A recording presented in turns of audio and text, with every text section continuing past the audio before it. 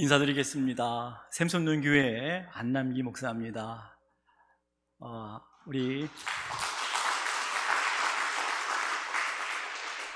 제가 오래된 습관이 하나 있는데요. 우리 장병들과 첫 대면할 때 검지손가락을 펴고 이렇게 서로 흔들어주면서 눈을 보면서 하얀 이를 드러내면서 샬롬 하는 인사법이었는데, 저를 보시고 이를 드러내시면서 샬롬을 한번 해주세요. 샬롬. 네, 우리 옆에 있는 분들이랑도 해보세요. 샬롬. 네, 반갑습니다. 멀리서 듬직하신 조 목사님, 또 목소리도 중저음에 깊게 깔린 목사님 전화 받고 깜짝 놀랐습니다.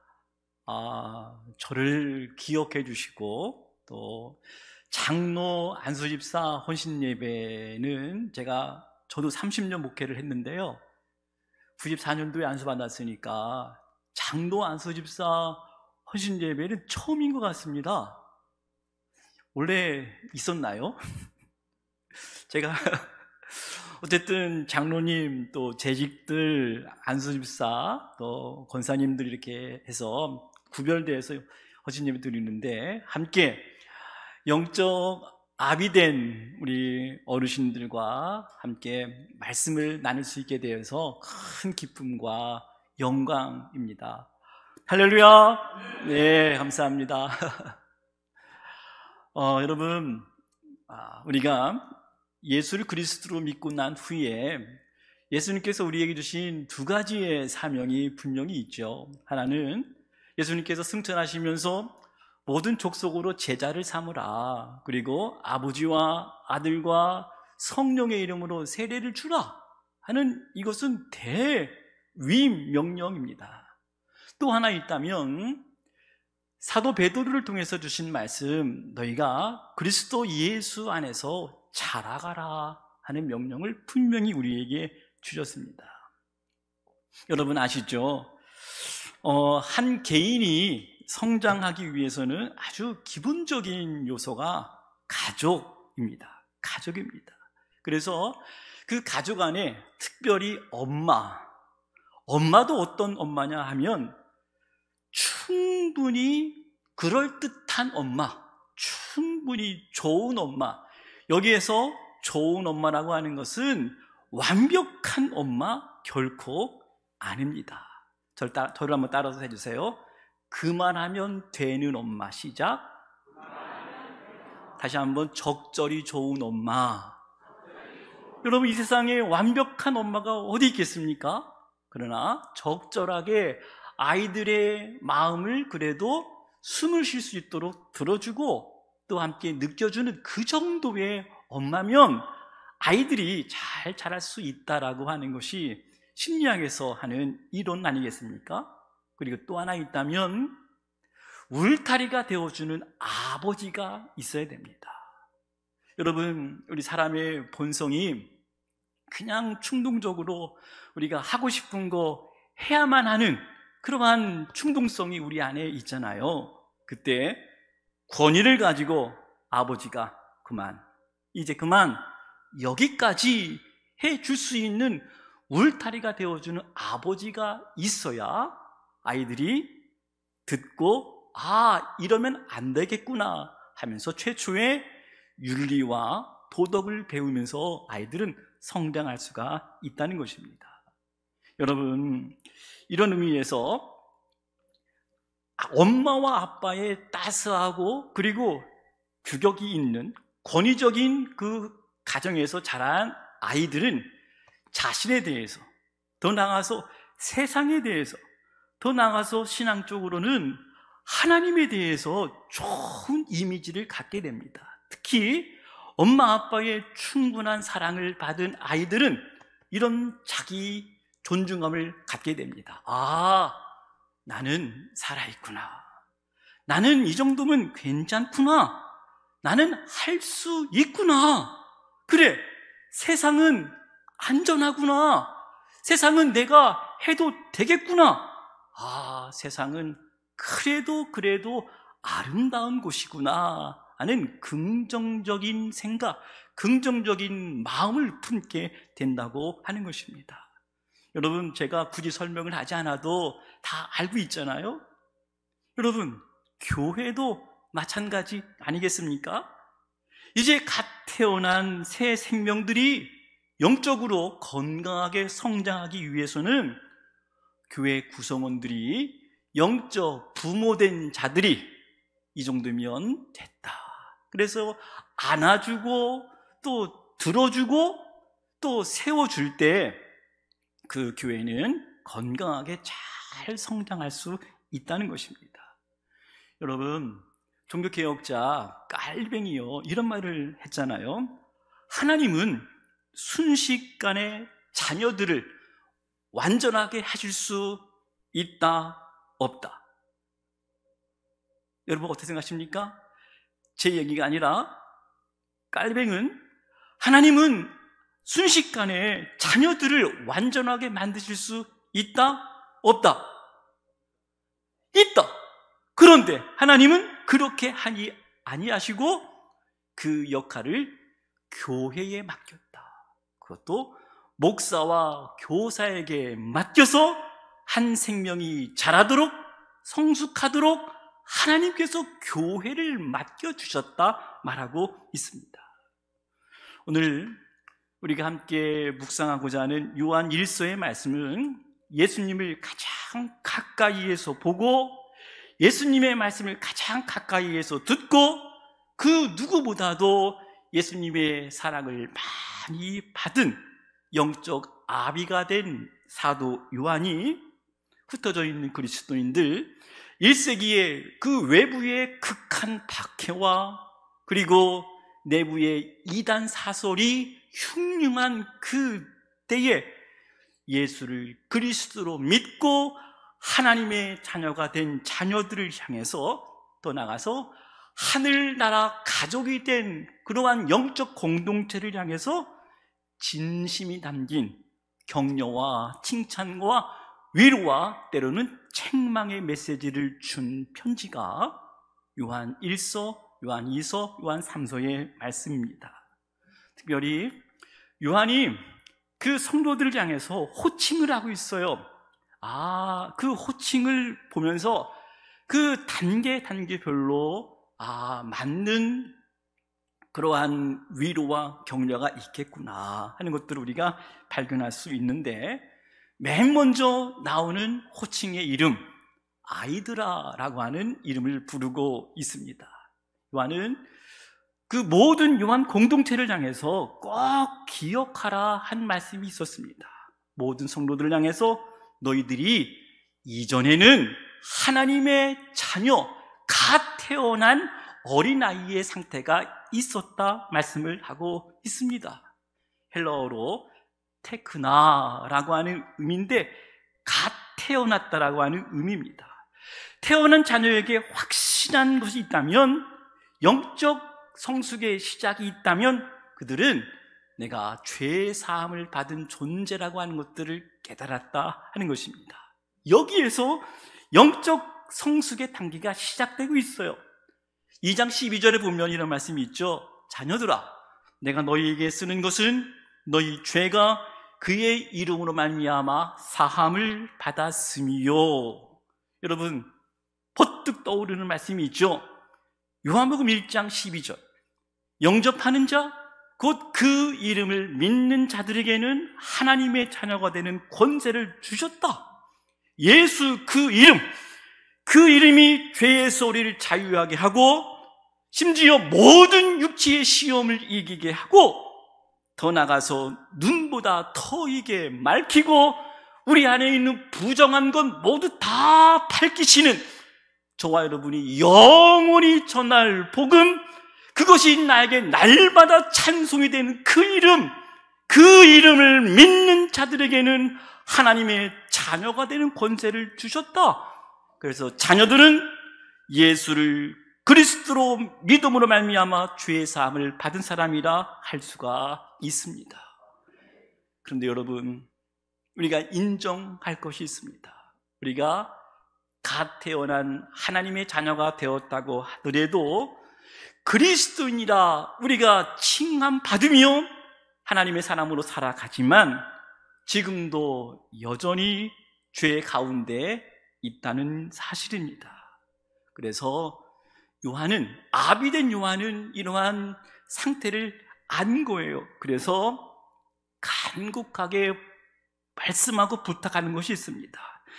요한은 자녀들에게 죄를 범하지 않기 위해서 이 편지를 쓰고 있지만, 그럼에도 불구하고 만일 그 자녀들이 죄를 범할 때 꼭 이것만큼은 기억해다오.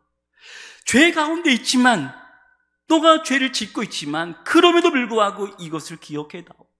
요한일서 2장 1절에 보면, 나의 자녀들아, 내가 이것을 너희에게 했음은 너희로 죄를 범하지 않게 하려 함이라. 만일 누가 죄를 범하여도 아버지 앞에서 우리에게 대언자가 있으니 곧 의로우신 예수 그리스도라. 여러분, 이것이 우리의 영원한 위로가 되는 말씀입니다. 여러분, 하이델베르그 신앙고백서 1장 1조에 보면 하나님의 자녀들에게 영원한 유일한 위로가 무엇입니까? 하는 질문에 바로 이 말씀을 인용해서, 사나 죽으나 그리스도인들은 하나님의 것이로다. 너희 것이 아니라 너희들은 내 것이다. 이 말은 우리에게 영원한 대언자, 내가 죄 가운데 빠져 있다 할지라도 내 죄를 변호할 수 있는 변호사, 대언자가 있다고 하는 것이 너희들에게 영원한 위로가 되리라 하는 말씀을 격려해 주신 것입니다. 그럼에도 불구하고 만일 너희가 한 가지 조건이 있다면, 우리 죄를 자백할 때, 우리 죄를 자백하면 그는 미쁘시고 의로우사 우리 죄를 사하시며 우리를 모든 불의에서 깨끗하게 하실 것이라 하는 말씀을, 위로의 말씀으로 사랑의 사도인 요한이 그 자녀들을 격려하고 있습니다. 여러분, 요즘 교회들이 너무너무 어렵잖아요. 가장 어려운 것 중에 하나가 갓 태어난 영적 어린아이가 없다고 하는 것. 여러분, 이것은 너무나 사회적으로 육신의 자녀들도 마찬가지지만 요즘 우리 사이에 영적으로 새롭게 태어나는 갓난 아이들이 교회마다 얼마나 있을까. 그러나 그런 불구하고 건강한 교회는 마치 산부인과와 같은 교회라고 할 수가 있습니다. 그럼 산부인과는 정말 새 생명이 신음소리를 내면서 새롭게 탄생하는 곳입니다. 거기에 산모의 피 흘림과 처절한 고통이 있는 곳. 여러분, 우리 한국교회가 초창기에 이제 갓 태어나서 성숙했을 때 가장 많이 불렀던 그 찬양이 무엇이었습니까?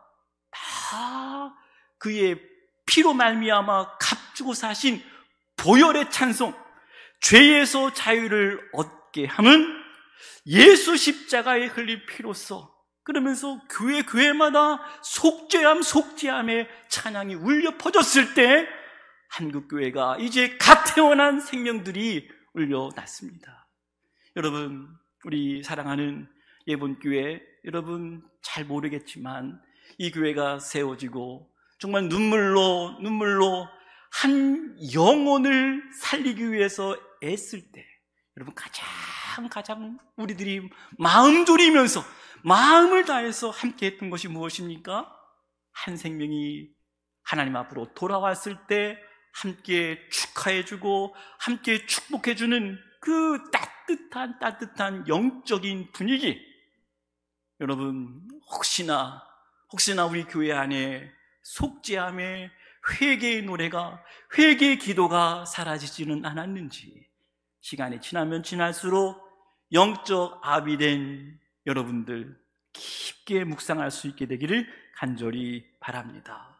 여러분, 복음은 약속도 없었고 말씀도 없었고 소망도 없었던 이방인이었던 우리들을 그리스도의 피로 말미암아 하나님의 권속, 하나님의 자녀가 되었다 선언한 것이 복음입니다.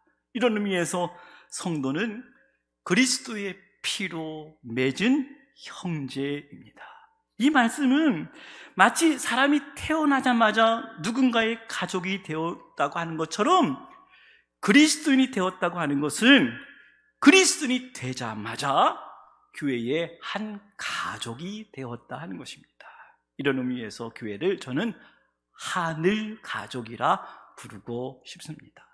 저를 한번 따라서 해주십시오. 우리는 누가 뭐라고 그래도 하늘 가족입니다.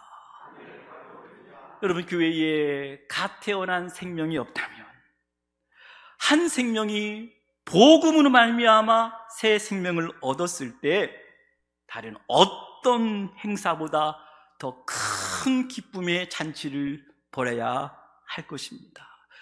죽었던 아들이, 죽었는 줄 알았던 아들이 다시 아버지 앞에 돌아왔을 때 아비가 큰 송아지를 잡고 잔치를 벌인 것처럼 우리 장로 안수집사, 우리 영적인 아비된 여러분, 한 생명이 돌아왔을 때 팔을 크게 벌리고 가슴을 활짝 펴고 끌어안고 잘 왔다, 그렇게 품어줄 수 있는 우리 영적인 아비의 역할들을 감당하는 우리 어르신들 되시기를 간절히 바랍니다.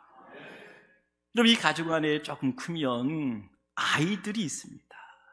아이들이 처음에는 다 보지 못하고 듣지 못하는 상태였지만 조금 크면 눈이 보이고 또 소리가 들리고 또 내 앞에 있는 사람이 내 아버지구나, 내 엄마구나 알 수 있는 단계에 올라갑니다. 그래서 최소한의 소통이 이루어집니다. 그래서 오늘 영적인 상태를 보면 14절에 보면 이런 말씀이 있어요. 아이들아, 내가 너희에게 쓰는 것은, 여기서 아이들이라고 하는 것은 테크나가 아니라 파이디온, 알아들을 수 있는, 지금 내 앞에 있는 사람이 아버지구나 알 수 있을 정도의 관계를 맺을 수 있는 그 조금 더 성숙한 상태의 아이들이라 말합니다. 그러면서 너희가 아버지를 알았음이요. 여러분이 신앙생활을 시작했을 때 언제 그분이 내 아버지구나 알 수 있었습니까? 분명히 누군가의 도움이 있었을 거예요. 아이를 낳기만 한다고 부모의 역할을 다 한 것은 아니었습니다. 아이가 필요할 때 음식도 주고 칭찬도 해주고 때로는 꾸짖기도 하면서 그 아이의 성장을 도왔을 것입니다. 여러분 한번 생각해 보세요. 여러분의 신앙의 여정에 있어서 나에게 영적인 부모의 역할을 해준 사람이 기억나십니까? 누구셨습니까? 어떤 상황이었습니까? 저한테 얘기하지 마시고요, 혼자 입으로, 혼자 말로 그분이 생각나신다면, 어떤 목사님이 생각나신다든지 장로님이 생각나신다든지 하면 그분 생각해 보면서 김 장로님이셨구나, 장로님 고맙습니다 하는 그 마음의 고백을 한번 해보시지 않겠습니까? 제가 10초 동안 시간 드리겠습니다. 생각해 보시고 제가 액션하면 목사님 고맙습니다 그렇게 한번 인사 한번 해보시면 좋겠습니다. 액션!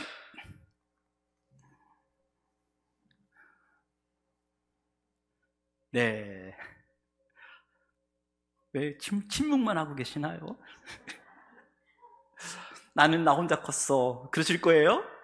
아니잖아요. 다 우리의 신앙의 여정에 있어서 도움이 되실 만한 분들이 계셨을 거예요. 그런데 여러분, 아이 때 징그럽게 말 안 들어요. 그냥 성경에 보니까 사도 바울이 이런 얘기를 했어요. 이 어린아이 때는 사람의 속임수와 간사유혹에 빠질 수 있다. 그래서 온갖 교훈의 풍조에 밀릴 수 있다, 요동한다. 여러분, 그랬잖아요. 이제 내가 뭔가 안 것처럼 여겨졌을 때, 사람의 속임수에 귀 기울였고, 그리고 간사한 유혹에 빠져서 온갖 세상 교훈의 풍조에 밀려서 요동했던 저와 여러분의 모습이 있었습니다. 여러분, 이런 교회 하면 딱 떠오르는 신약 성경에 나오는 교회가 있습니다. 어떤 교회가 생각나십니까? 고린도 교회가 생각이 납니다. 그들은 그리스도 안에서 영적인 공동체를 이루어서 교회를 이루었지만 아직 성숙하지 못해서 그 교회 안에 세상에서 있었던 그 분위기, 문화, 음행과 우상 제물의 그 먹는 문제, 또 교인들끼리 갈등이 있을 때 세상 법정에 가지고 가는 문제, 또 예배 끝나고 식사를 하면서 또 부자와 가난한 자가 함께 어울려 먹어야 되는데 그렇게 어울리지도 못하고, 그러면서 교회 안에 복잡한 문제를 가지고 있었던 그 고린도 교회를 향해서 사도 바울은 어이구, 그럴 줄 알았어. 너 보니까 너 그래, 너 싹이 그래. 아이고 징그러워. 이제 너 내 아들 아니야, 너 내 자녀 아니야. 그렇게 말하는 부모가 어디 있겠습니까? 말 안 듣는다고 넌 내 아들이야 내치는 부모가 어디 있겠습니까? 여전히 그 자녀들을 향해서 내가 너를 포기하지 않았어. 너는 아직 내 손바닥에 있어. 손바닥에 내 이름이 적혀 있어. 난 너를 포기하지 않아 하면서 말 안 듣는, 집 나간 그 아들을 향해서 그래도 기다리고 그래도 품어주는 아비의 심정으로 사랑하는 사도 바울은 그 고린도 교회를 향해서 권면하고 있습니다. 여러분, 우리가 예배를 드릴 때마다 한 주간 얼마나 고민이 많습니까? 얼마나 고통의 짐이 무겁습니까? 그럴 때마다 우리가 예배 자리에 나올 때마다 그렇구나, 천지 만물을 지으신 하나님이 그래 내 아버지시구나. 나의 섬세한 것, 내가 기억하지도 못하고 내가 고백하기도 싫은 내 마음을 헤아리시고 내가 표현하지도 않는 내 마음의 고통을 하나님께서는 헤아리시면서 나를 품어주시는 분이 바로 내 아버지시구나. 말하지 않아도, 고백하지 않아도 예배를 드릴 때마다 하나님 아버지 앞에 나온 그 편안함이, 그 안전함이 우리 예본의 성도들 예배 드릴 때마다 이러한 은혜가 충만한 교회 되어지기를 주님의 이름으로 간절히 소망합니다. 조금 더 크면 사춘기가 돌아옵니다. 청년기에 들어섭니다. 오늘 본문의 말씀은 그 청년기의 특징을 강하고 이기는 자의 모습으로 나타내주고 있습니다. 13절에 보면 청년들아, 내가 너희에게 쓰는 것은 너희가 악한 자를 이기었음이라. 청년기는 싸울 수 있는 시기입니다. 여러분, 20살 넘으면 군대에 가잖아요. 그래서 전쟁이 일어나면 무기를 사용할 줄 알아야 되고 분명히 내 적이 누구인지를 알아야 됩니다. 오늘 사도 요한은 그 적이 누구인가에 대해서 말씀을 하고 있는데 2장 16절 말씀을 보시면 이는 세상에 있는 모든 것이 육신의 정욕과 안목의 정욕과 이생의 자랑이니 다 아버지께로부터 온 것이 아니요 세상으로부터 온 것이라. 그러면서 이 청년기는 악한 자를 이기었다고 말하고 있습니다. 너희가 강하고 하나님의 말씀이 너희 안에 거하심에 라고 하는 한 가지의 조건을 말하고 있습니다. 저를 한번 따라서 해 주십시오. 하나님의 말씀이 내 안에 거하심에 내가 흉악한 자를 이길 수 있느니라. 여러분, 우리에게 수많은 유혹과 시험이 다가올 때 우리가 싸울 수 있는 유일한 무기는 우리 안에 새겨진 하나님의 말씀이 우리를 시험과 유혹과 숱한 공격 앞에서도 우리가 이길 수 있는 하나님의 사람들이 될 수가 있습니다. 그러나 여러분 생각해 보세요. 청년들이 언제나 승리했습니까? 청년기에 들어선 사람들은 어떤 문제 앞에서도 넘어지지 않을까요? 어떤 문제는 이길 수 있으나 어떤 약한 문제 앞에서는 또 넘어질 수밖에 없는 존재가 연약한 인간입니다. 많은 갈등이 있습니다. 신앙생활 하다가도, 열심히 하다가도 영적인 사춘기가 올 수가 있다, 없다. 다시 한번, 있다, 없다? 그렇죠. 여러분, 목회를 하다가도 그런 마음이 생긴다고 하잖아요. 여기서 하나님 더 해야 됩니까? 그만해야 됩니까? 하는 이런 마음들 하루에도 몇 번씩 찾아오는 것이 우리의 인생입니다. 정말 이렇게 신앙생활을 쭉 하면 마지막이 어떻게 될까? 우리의 눈으로 보는 거예요. 어떤 분은 나이가 들어서 야, 그 정도면 하나님과 함께 동행하는, 야, 그 정도의 신앙생활이면 얼마나 따뜻할까? 얼마나 마음에 평안함이 있을까? 야, 하늘나라를 기다리는 어르신들, 얼마나 우리가 은혜롭게 그분들을 볼 수가 있습니까? 그럼 제가 요즘 매주 목요일 날 부평에 일신동에 있는 요양원에 예배를 인도를 하러 꼭 옵니다. 매주 목요일마다 오는데 정말 어르신들이 예배 드리는 그 시간, 그 현장을 너무 기다리고 사모하시더라고요. 그러면서 대표기도 하시는 한 권사님, 하나님 정말 기도합니다. 주님 부르신 그날까지 정신 잃지 않도록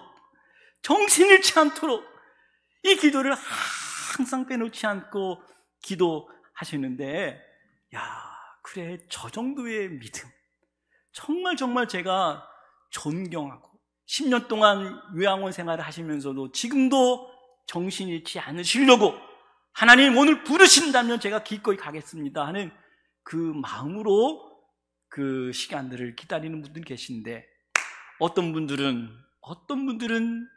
70도 되기 전에, 80도 되기 전에 그런 말을 하고 있습니다. 노욕.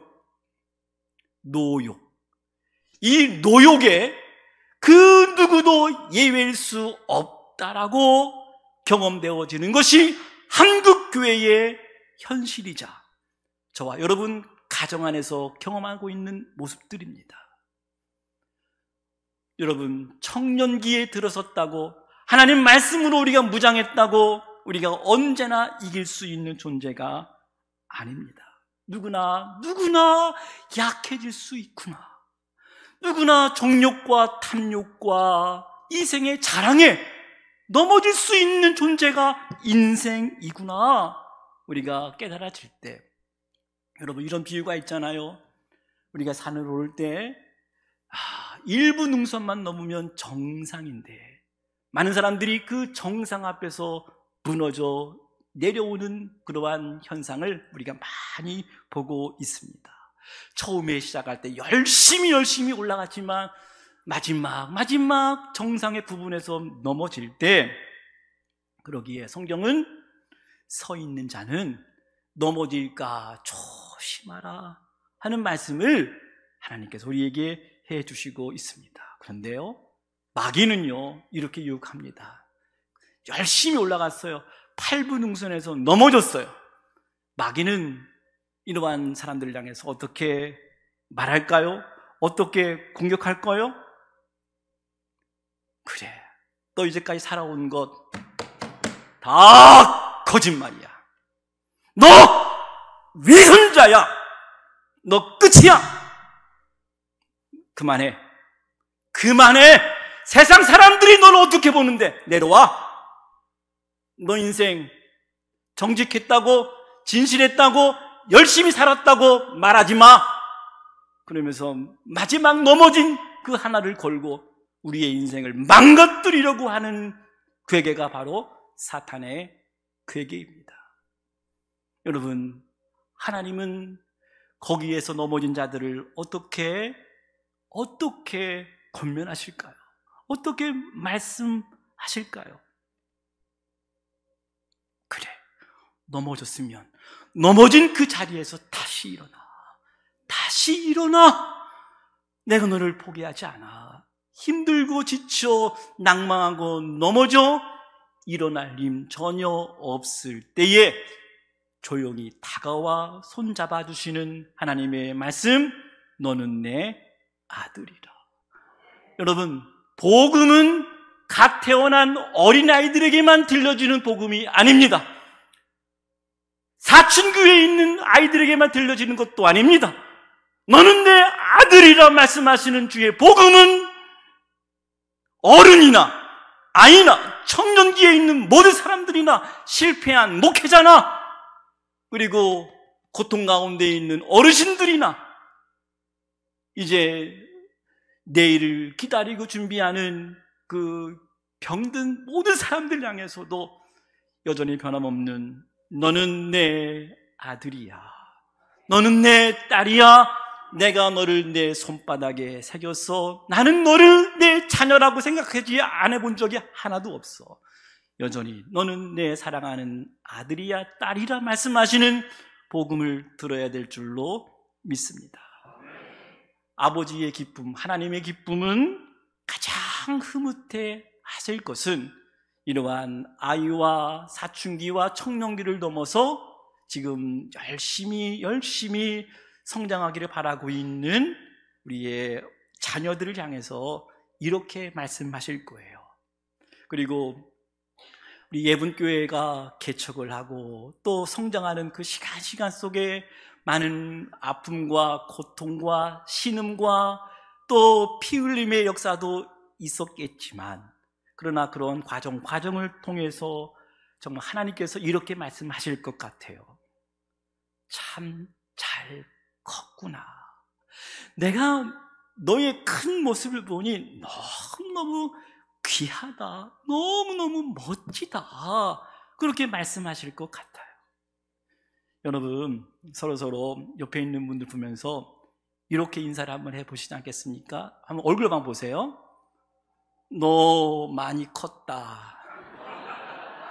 너 많이 컸다. 야, 너 많이 인생에 굴고 슬픔, 고통, 아픔의 과정을 겪고 난 가정, 교회 한 개인을 봤을 때 참 많이 컸구나.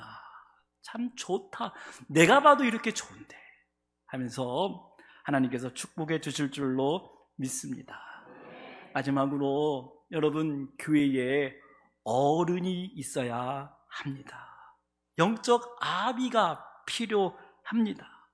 오늘 본문에 보니까 이 아비들은 태초부터 계신 이를 알았다 그랬습니다. 여러분, 태초부터 계신 이가 누굽니까? 삼위일체 하나님이십니다. 이 모든 하나님이 우리의 구원을 계획하셨고 예수 그리스도가 그 구원의 때에 오셔서 그 계획을 이루셨고 성령님께서는 그 구원을 인증하시고 보증하시고 우리를 지금도 계속해서 성장의 사람으로 하나님 나라에 온전하게 이룰 수 있도록 그때까지 이끌어 주시는구나. 삼위일체 하나님을 안 것입니다. 그리고 아비들은 하나님 아버지의 마음을 아는 거예요. 그리고 인생의 숱한 사건들, 고난들, 그 고통들을 이제서야 비로소 해석할 수 있는 능력, 그런 일이 일어나지 말았어야 했는데 지금의 우리를 여기까지 회복시키기 위해서 우리 되게 하시려고 정말 그 사건은 일어나지 말았어야 했는데 그 사건을 일으키시면서까지 나를 깨우치시는구나. 나의 나됨을, 나의 존재를 깨우치기 위해서 그러한 아픔의 사건도 있었겠구나 하면서 지난날에 우리의 육신의 질병과 사업의 실패와 인간관계의 배신과 여러 가지 사건들을 통해서 여기까지 인도해 주신 것은 당연한 것이 아니라 은혜였구나 고백할 수 있는 영적 아비된 자가 될 줄로 믿습니다.